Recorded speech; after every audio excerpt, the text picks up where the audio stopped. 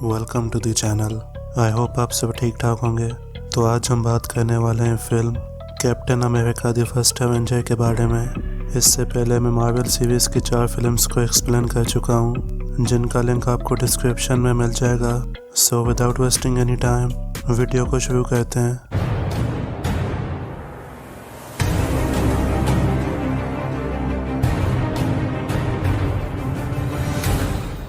तो फिल्म शुरू होती है आर्कटिक में, बर्फानी मौसम में, जहाँ हम कुछ साइंटिस्ट को देखते हैं जिन्हें बर्फ में दबा एक पुराना फ्लाइंग विंग मिला होता है, जिसके बारे में उन्हें कोई भी इंफॉर्मेशन नहीं होती। वो लोग फ्लाइंग विंग में एक होल करते हैं और उसमें एंटर होते हैं, जहाँ उन्हें बर्फ में दबी एक शील्ड मिलती है, जिसे देख के वो चौंक जाते हैं और इसकी इंफॉर्मेशन कर्नल को देते हैं। सीन शिफ्ट होता है 1942 में नॉर्वे में, जहाँ नाजीज एक चर्च पे हमला करते हैं और चर्च में घुस के एक ताबूत को खोलने की कोशिश करते हैं, जिन्हें वो खोल नहीं पाते। वहाँ एक हाई रैंक नाजी और एक टेररिस्ट ऑर्गेनाइजेशन हाइड्रा का लीडर योहान शिमिट आता है, जो अकेला उस ताबूत को खोलता है, जिसके अंदर उसे एक क्यूब मिलता है, जो वो समझ जाता है कि वो क्यूब नकली है।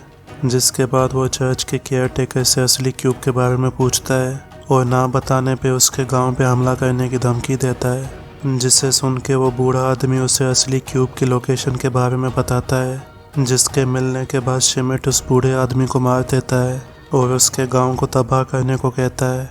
सीन शिफ्ट होता है ब्रुकलिन यूएसए में, जहां हम एक दुबले पतले नौजवान स्टीव रोजर्स को देखते हैं, जो यूएस फौज में भर्ती होने के लिए आता है, पर उसे सिलेक्ट नहीं किया जाता क्योंकि उससे कई बीमारियां होती हैं। ये उसकी फौज में सिलेक्ट होने की चौथी कोशिश होती है, जिसमें वो रिजेक्ट हो जाता है।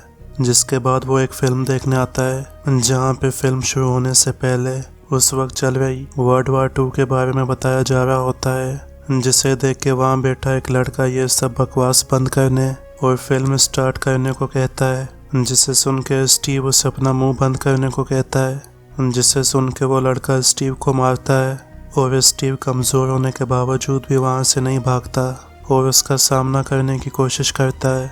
वहाँ स्टीव का बेस्ट फ्रेंड बकी आता है, जो उस लड़के को वहाँ से भगाता है और स्टीव को बचाता है। स्टीव देखता है कि उसका दोस्त भी फौज में भर्ती हो गया है, जो वर्ल्ड वार 2 में लड़ने के लिए अगले दिन इंग्लैंड जा रहा होता है।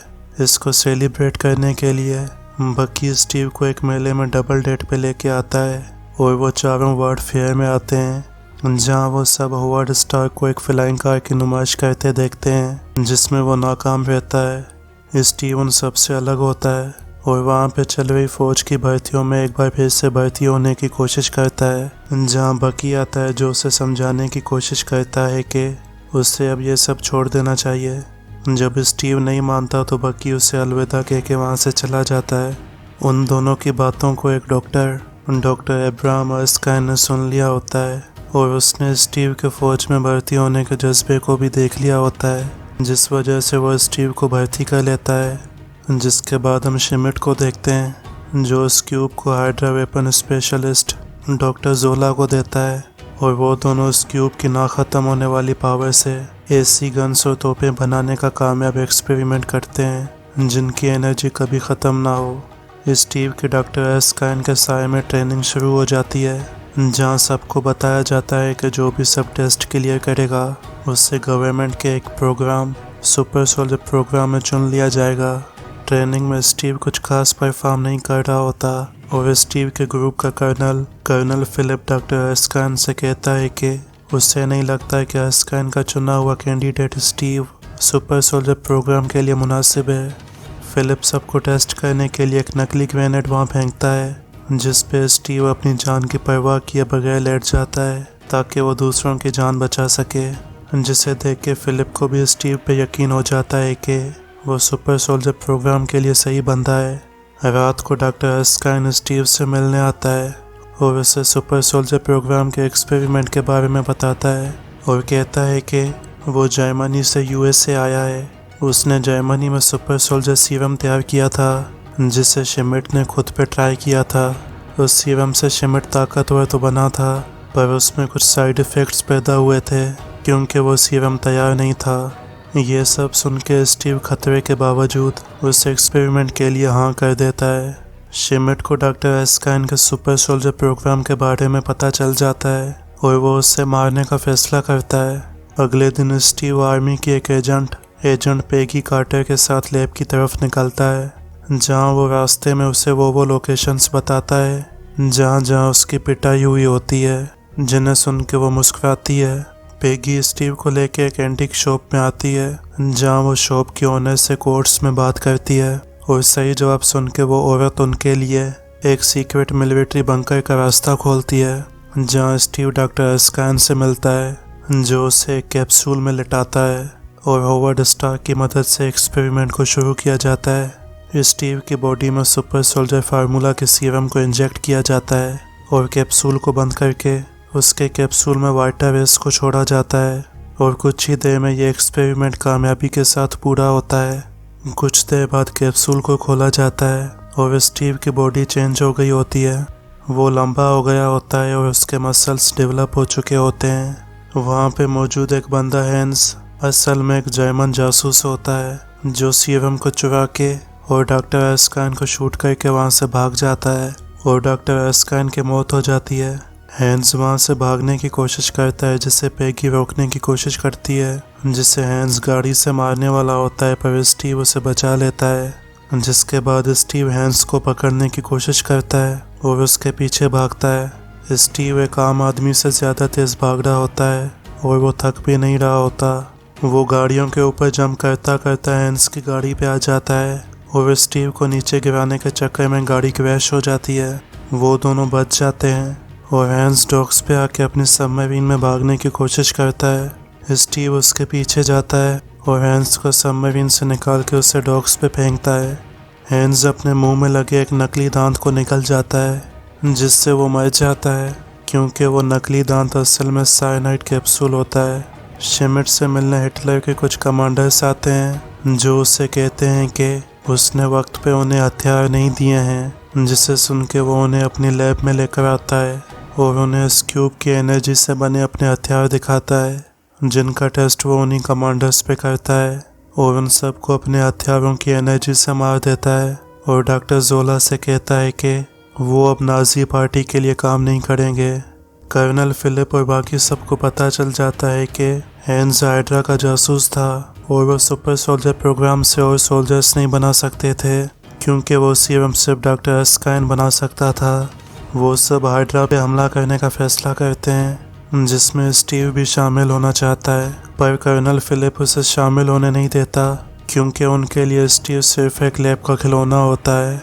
एक सेनेटर स्टीव को बताता है कि वो मशहूर हो गया है और एक सेलिब्रिटी बन गया है और स्टीव को देख के और भी कई लोग फौज में भर्ती हो रहे हैं। स्टीव को एक लाइव एंटरटेनमेंट कॉरपोरेशन में भर्ती किया जाता है, जहाँ वो वार बॉन्ड्स बेचने के लिए कई शहरों में कई प्रोग्राम्स करता है, ताकि वार बॉन्ड्स बेच के मिले पैसों से जंग में आर्मी को फंड किया जाए। उससे कॉस्ट्यूम पहना के और हाथ में एक शील्ड दे के और कैप्टन अमेरिका का नाम दे के कई प्रोग्राम्स कराए जाते हैं, जहाँ वो एक सेगमेंट में एक एक्टर जो हिटलर बना होता है उसे पंच मारता है। इस सब से स्टीव कैप्टन अमेरिका के नाम से मशहूर हो जाता है और उस पर कई कॉमिक्स लिखी और कई ब्लैक एंड वाइट फिल्म्स बनाई जाती हैं, पर उसे वो सब नहीं करने दिया जाता जो वो हमेशा से करना चाहता था, जंग के मैदान में लड़ना। स्टीव को इटली में अपने फौजियों के एंटरटेनमेंट के लिए लाया जाता है, जहाँ पेगी उसे बताती है कि ये फौजी हिटलर की फोर्स से इटली के शहर अजानो में लड़ के आए हैं, जहाँ उनके कई साथी मारे गए हैं। वो स्टीव को इन फौजियों के ग्रुप का बैच नंबर बताती है, जिसमें बकी भी था और वो वापस लौट के नहीं आया। स्टीव इस सब के बारे में कर्नल फिलिप से बात करता है, जो उससे कहता है कि वो उन्हें बचाने के लिए किसी को भी नहीं भेजेंगे, क्योंकि वो लोग वहाँ पे पूरी तरह फंस गए हैं। स्टीव उनकी मदद करना चाहता है, जिसे देख के पेगी उसे पास ही के एक हाइड्रा के एक वेपन फैक्ट्री के बारे में बताती है और वो होवर्ड स्टार्क के प्राइवेट प्लेन में स्टीव को लेके उसे दुश्मनों के इलाके में छोड़ती है। स्टीव बेस की तरफ जाते हुए कुछ ट्रक्स की मदद से बेस में घुसता है और छुपता छुपता और गार्ड्स को मारता मारता वहां पहुंचता है, जहां यूएसए के बहुत से फौजी कैद होते हैं, जिन्हें वो आज़ाद करता है, पर उसे उनमें बकी नहीं मिलता। वो आज़ाद किए सब फौजियों को वहाँ से भागने को कहता है और सब सोल्जर्स अपने दुश्मनों पे हमला करते हैं और उनकी गन्स और टैंक्स का इस्तेमाल करके वहाँ से भागने लगते हैं। शिमिट सीसीटीवी पे स्टीव को देखता है और समझ जाता है कि वो सुपर सोल्जर है, जिसे देख के वो अपने बेस को बॉम्ब से उड़ाने का फैसला करता है। स्टीव बकी को ढूंढ रहा होता है जो उसे एक ऑपरेटिंग टेबल के साथ बंधा हुआ मिलता है, जिसे वो आज़ाद करता है और वो दोनों वहाँ से निकलने लगते हैं। स्टीव वहाँ पे एक दीवार पे लगा एक मैप देखता है जिस पे बहुत से मार्क्स होते हैं। वो दोनों वहाँ से निकलने का रास्ता ढूंढ रहे होते हैं। तभी टाइमर पूरा हो जाता है और बेस में धमाके होते हैं। वहाँ स्टीव शिमिट से आमने सामने मिलता है जो अपने फेस पे लगा मास्क निकालता है और स्टीव को अपना असली रूप दिखाता है जो उस फार्मूला का ही साइड इफेक्ट होता है। जिसके बाद शिमिट डॉक्टर जोला के साथ वहाँ से भाग जाता है। बकी एक बीम की मदद से दूसरी साइड पहुँचता है जहाँ शिमिट गया था, पर बीम टूट जाती है जिस वजह से स्टीव को जंप करना पड़ता है और वो आग की लपेट में आ जाता है, पर वो बच जाता है और रेस्क्यू किया सोल्जर्स के साथ बेस कैंप आता है।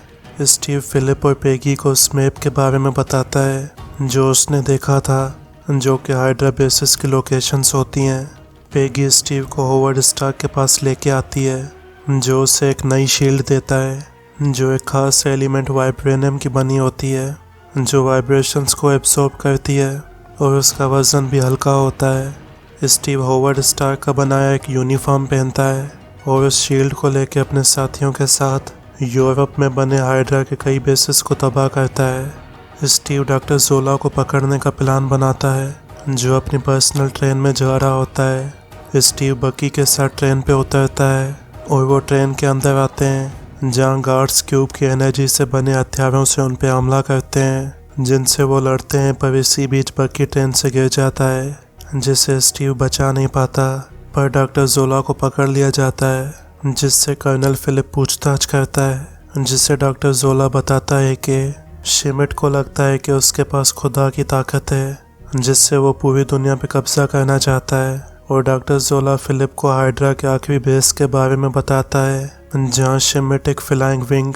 और अपने सोल्जर्स के साथ यूएसए पे हमला करने की तैयारी कर रहा होता है। स्टीव अकेला हाइड्रा के आखिरी बेस की तरफ निकलता है और बेस में पहुंच के बहुत से सोल्जर्स के साथ लड़ता है, पर उसे पकड़ लिया जाता है और शिमिट के पास लाया जाता है जो उसे मारने वाला होता है। पर तभी स्टीव के साथी बेस में घुसते हैं जो गार्ड्स को मारते हैं और स्टीव को बचा लेते हैं। शिमिट वहां से भागता है जिसे स्टीव पकड़ने की कोशिश करता है, पर उसके सामने गार्ड आ जाता है जो आग बरसा रहा होता है जिसे पेगी मारती है और स्टीव उसे थैंक्स बोल के शिमिट के पीछे जाता है जो एक फ्लाइंग विंग में आता है जिससे उस क्यूब की एनर्जी मिल रही होती है। शिमिट उसे उड़ाने की तैयारी करता है और न्यूयॉर्क सिटी को तबाह करने के लिए टेक ऑफ करने वाला होता है, जिसके पीछे स्टीव भागता है, पर वो फ्लाइंग विंग तक नहीं पहुंच पाता। वहाँ फिलिप और पेगी आते हैं जो उसे फ्लाइंग विंग तक पहुंचाने में मदद करते हैं और स्टीव फ्लाइंग विंग के व्हील्स पकड़ लेता है। वो फ्लाइंग विंग के अंदर आता है जहाँ वो बहुत से मिसाइल्स देखता है जिन पे यूएसए के कई सिटीज़ के नाम लिखे होते हैं। वहाँ हाइड्रा के कुछ सोल्जर्स आते हैं जिनके साथ स्टीव लड़ता है, पर उनमें से एक उन मिसाइल्स में से एक को लेके उड़ता है जिसे स्टीव रोकने की कोशिश करता है और सोल्जर को बाहर निकाल के खुद उससे कंट्रोल करता है और उसे फ्लाइंग विंग में क्रैश करवा देता है। जिसके बाद स्टीव फ्लाइंग विंग के कॉकपिट में आता है जहाँ शिमिट क्यूब की एनर्जी से बनी गन से उस पर हमला करता है और स्टीव शील्ड से खुद को बचाता है। वो दोनों एक दूसरे से लड़ते हैं और एक दूसरे को मारते हैं।